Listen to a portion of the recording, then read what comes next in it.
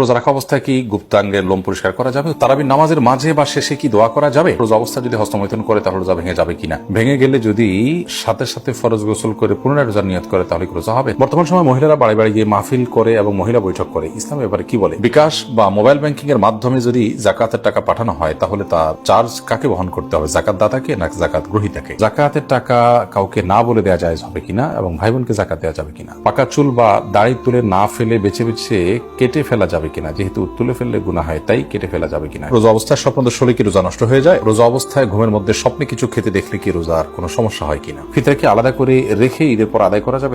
সর্বপ্রথম যে প্রশ্নটি আমি দেখতে পাচ্ছি সেটি হলো, রোজা অবস্থায় ঘুমের মধ্যে স্বপ্নে কিছু খেতে দেখলে কি রোজার কোনো সমস্যা হয় কিনা? রোজা অবস্থায় স্বপ্নে যদি আমরা কোনো কিছু খেতে দেখি তাতে আমাদের রোজার কোনো ক্ষতি হবে না। স্বপ্নে শুধু খেতে দেখা নয়, অন্য যাই দেখে না কেন, স্বপ্নে দেখা বিষয়গুলো যেহেতু বান্দার এখতিয়ারাধীন নয়, ইচ্ছাকৃত মানুষ স্বপ্নে দেখে না সাধারণত, যার কারণে এটার কোনো দায় বান্দাকে বহন করতে হবে না। বিধায় রোজা অবস্থায় স্বপ্নে আমরা যাই দেখি না কেন তার জন্য আমার রোজা ভঙ্গ হয়।